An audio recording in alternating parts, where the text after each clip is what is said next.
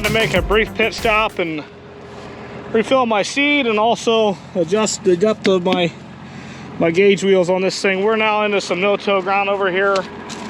The stuff I planted previous was conventional tillage, so no-till you want to set them a little deeper because you've got all this residue to plant through.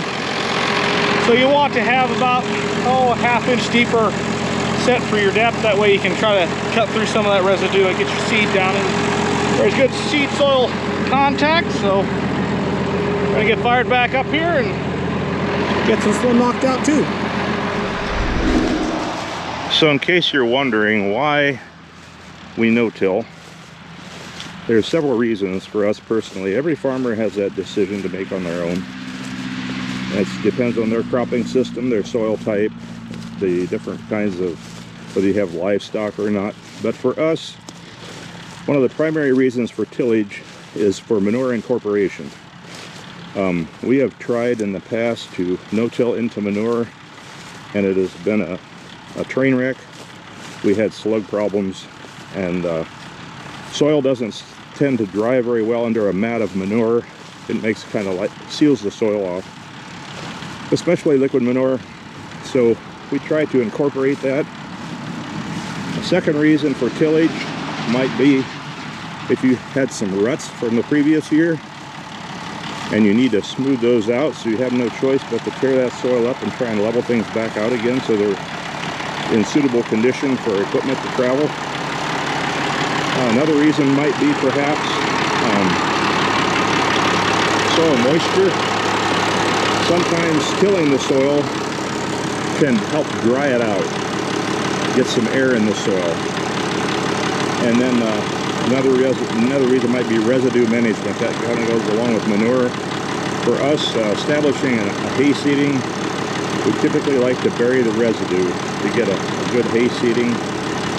You can bury a lot of trash and weeds and whatnot, and then when you harvest your hay, you won't be picking up that junk. So one of 4 reasons that you can do tillage for us. My preference is no-till.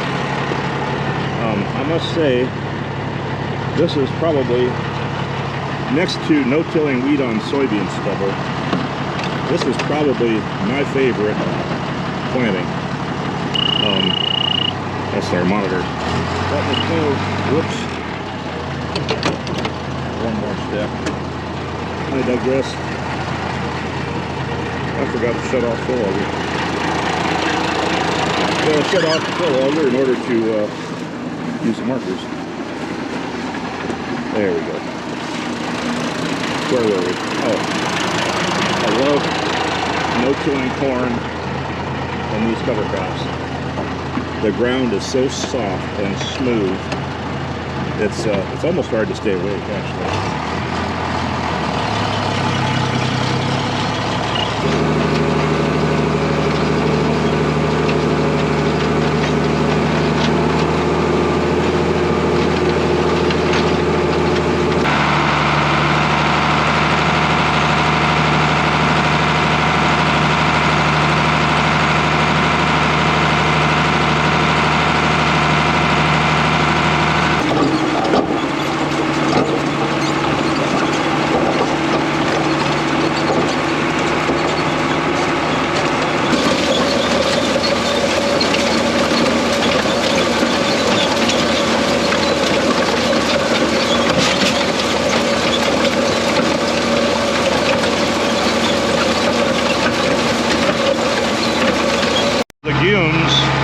There are 3 legumes, main legumes in our cover crop blend. One is these Canadian field peas.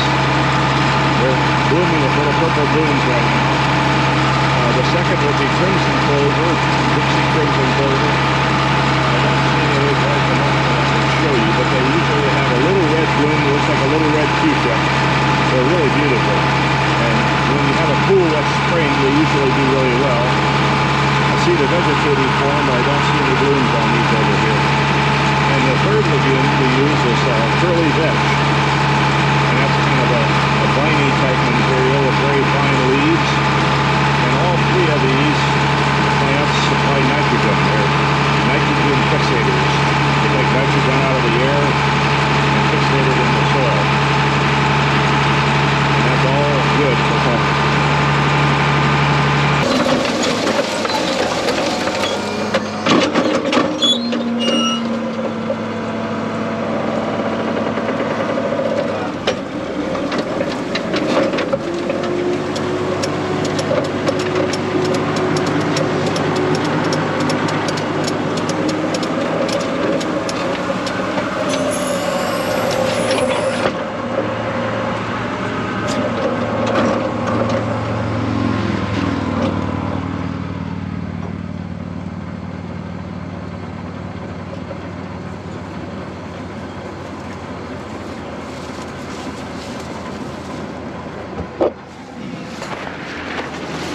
See these holes right here on the ground?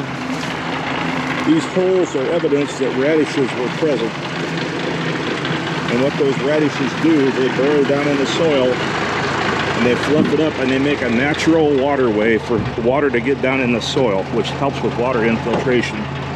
Cuts down on runoff across the fields. That's one of the benefits of the radish. And they're also nature's storage tank.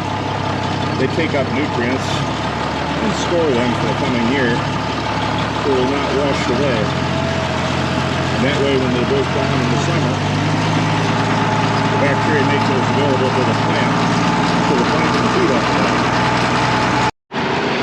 We're going to go ahead and fill this fertilizer tender or fertilizer boxes up on this planter. There's a valve here on the front that you throw. What that does, that runs your hydraulic power through the hydraulic motor that runs the fertilizer across.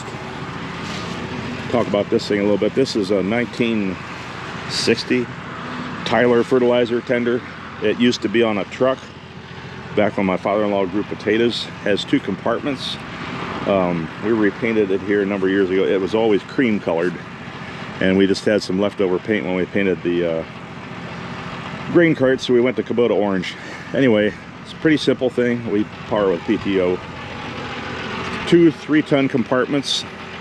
The reason it's still in good shape is because of good maintenance and care. We wash it at the end of every season with hot water. Inside it is painted with 395. That's a creosote type tar type paint we get from our local Napa dealer.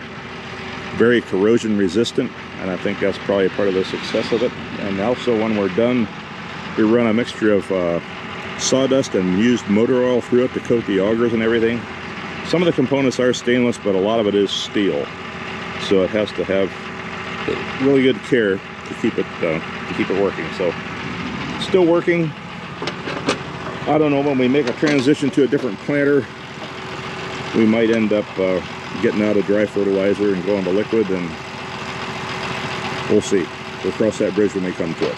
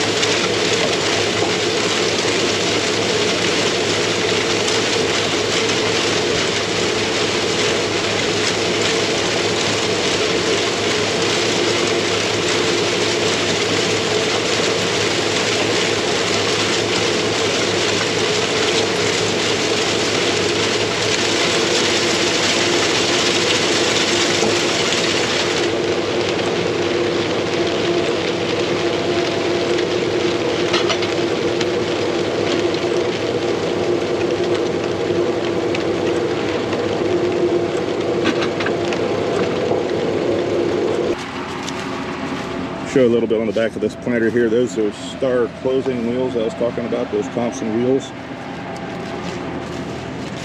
Give you an idea what kind of job it does out here in the field. Here's a picture of it here. You can see that sidewall is cracked and closed. Nice and soft, loose soil on top of the seed. It'll come up quickly. Does a very nice job.